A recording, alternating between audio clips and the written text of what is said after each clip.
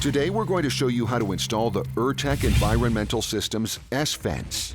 To start, make sure you have the correct linear footage of S-Fence.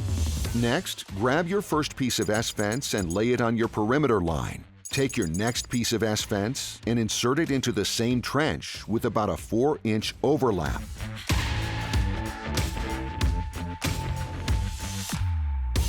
At each segment of overlap, install a wood stake flush against the S-Fence on the downstream side.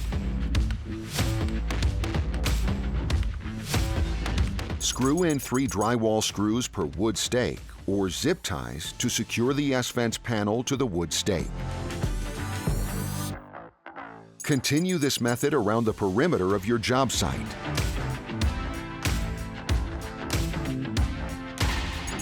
Backfill with the spoils.